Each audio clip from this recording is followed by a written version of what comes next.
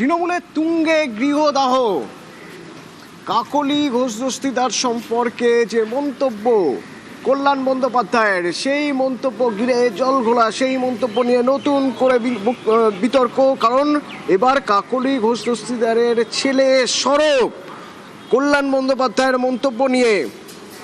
তার মায়ের নামে আপত্তিকর মন্তব্যে সরব হয়েছেন কাকলির ছেলে। কি বলেছিলেন কল্যাণ, শুনুন। প্রাতিষ্ঠানিক দুর্নীতি যদি হয়ে থাকে তাহলে 4 মের আগে মুখ খুললো না কেন? আগে বলতে পারতো। সেই দুর্নীতির মধ্যে তো ওনার নামও রয়েছে। প্রাতিষ্ঠানিক দুর্নীতির মহারানী উনি।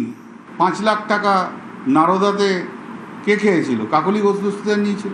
পশ্চিমবাংলায় প্রথম সিন্ডিকেট কথা উঠেছিল রাজারহাট মিউনিসিপ্যালিটিতে, তখন রাজারহাট মিউনিসিপ্যালিটি ছিল, তখন সিন্ডিকেটের নাম উঠে এসেছিল। সেই সিন্ডিকেট কারা চালিয়েছিল? উনি অনেক কথা আমার সম্বন্ধে বলছেন নাম না করে। ওনার মুখ কি? এখন আমি যদি মহিলাদের সম্বন্ধে বলি তাহলে বলবে যে মহিলা বিদ্বেষী, কিন্তু পুরুষদের যখন বলা হয় তখন মুখ কি, বাপ রে বাপ! এটা মহিলার মুখে এরকম কথা শোনাই যায় না। কে দুর্নীতি আর কে দুর্নীতিপরায়ণ আর কে সৎ, বাংলার মানুষ খুব ভালো করে জানে। আবির আছে আমার সঙ্গে সরাসরি। আবির, এই বক্তব্যের প্রেক্ষিতে কাকলি ঘোষ দস্তিদারের ছেলে তিনি আইনি পথে যাওয়ার কথা ভাবছেন, কিভাবে যাওয়ার কথা ভাবছেন?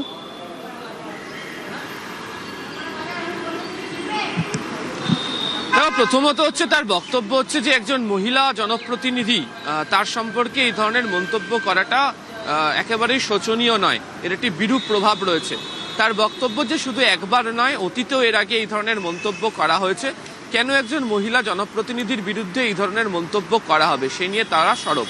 তার বক্তব্য হচ্ছে যে এই ধরনের প্র্যাকটিস বা অভ্যাস বন্ধ করা উচিত। শুধু একজনের ক্ষেত্রে না, অনেকের ক্ষেত্রেই হয়তো বিভিন্ন ক্ষেত্রে বিভিন্ন জন এই ধরনের মন্তব্য করে থাকেন, কিন্তু যারা জনপ্রতিনিধিরা রয়েছেন তাদের বিরুদ্ধেই যদি এই ধরনের মন্তব্য করা হয় তাহলে সমাজে যারা অন্য মহিলারা রয়েছেন তাদের সম্পর্কে কি ধারণা, কয়েকজন কি পোষণ করেন, সেটাই প্রশ্নের সম্মুখীন হয়ে থাকছে। সে কারণেই তারা বলছেন যে তারা আদালতের দ্বারস্থ হচ্ছেন। তার আইনজীবীদের তরফ থেকে তাদের বক্তব্য যে এই সংক্রান্ত বিষয়টি নোটিশ পাঠানো হবে যাতে এই ধরনের মন্তব্য থেকে বিরত থাকতে পারা যায়। একই সঙ্গে তিনি উল্লেখ করেছেন যে তার মাকে তিনি বলছেন যে গোটা বিষয়টিকে নিয়ে লোকসভা স্পিকারের কাছে জানানোর জন্য, যাতে তিনি এথিক্স কমিটিতে গোটা বিষয়টিকে নিয়ে অভিযোগ দায়ের করেন। আমি সঙ্গে থাকো। কাকলি ঘোষ দস্তিদারের ছেলে, তার একটা ফোনও আপনাদের শোনাবো। তিনি কি অভিযোগ করছেন, তিনি কি বলছেন, শুনুন। ওই সাংসদ যা যা বলেছেন সেটা অত্যন্ত অপমানজনক, অত্যন্ত ডেফেমেটরি, এবং কোনো মহিলা বা কোনো মহিলা এমপি সম্বন্ধে এইসব কথা বলা যায় না। উনি অনেক অঙ্গভঙ্গিও করেছেন। এই ইন্টারভিউর পরে আমরা ডিসিশন নিয়েছি যে আমাদের যিনি লয়ার, আমাদের লিগাল টিম, ওনাকে একটা লিগাল নোটিশ দেওয়া হবে এবং কলকাতা হাইকোর্টে আমরা একটা ক্রিমিনাল ডেফেমেশনের কেস করবো ওনার নামে। আমরা চাইবো যে ওনার উপর একটা রিস্ট্রেনিং অর্ডার দেওয়া হোক ফ্রম দ্য কোর্ট। আমি হোপফুল যে কোর্ট একটা পজিটিভ ওয়ার্ডিং দেবে। আর আমি এটাও এক্সপেক্ট করবো যে আমার মা পার্লামেন্টের যে এথিক্স কমিটি, সেখানেও যাতে একটা কমপ্লেন দেয়। কাকলি ঘোষ দস্তিদারও বসে নেই। তিনি লোকসভা স্পিকার ওম বিড়লাকে ইতিমধ্যেই চিঠি করে দিয়েছেন এবং সেই চিঠিতে তিনি অভিযোগ করেছেন কল্যাণ বন্দ্যোপাধ্যায়ের নামে। আবির, এই প্রথম বোধহয় সংসদীয় রাজনীতিতে এরকম ছবি দেখা যাচ্ছে, এক দলের সাংসদ সেই দলেরই সাংসদের বিরুদ্ধে অভিযোগ জানিয়ে লোকসভা স্পিকারকে চিঠি দিচ্ছেন।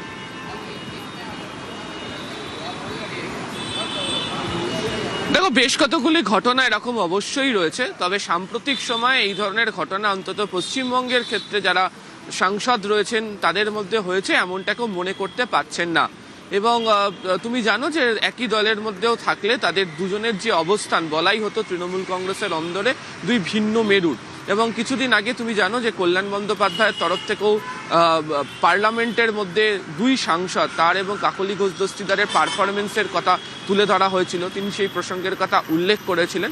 তবে কাকলি ঘোষ দস্তিদারের সূত্রে যেটা জানতে পারা যাচ্ছে সেটা হচ্ছে যে গতকালকে সাংবাদিক সম্মেলনে কল্যাণ বন্দ্যোপাধ্যায় যে কথাগুলি বলেছেন তাতে তিনি মনে করছেন সেগুলো হচ্ছে অশালীন কথা, এতে তাকে অসম্মান করা হচ্ছে এবং সে কারণেই তিনি গোটা বিষয়টি নিয়ে লোকসভা স্পিকারের দৃষ্টি আকর্ষণ করছেন এবং এথিক্স কমিটিতে যাওয়ার ব্যাপারেও তারা আলোচনা করছেন, সেটাই আমরা জানতে পেরেছি।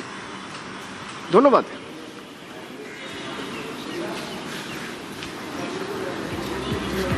এবং এর আগেই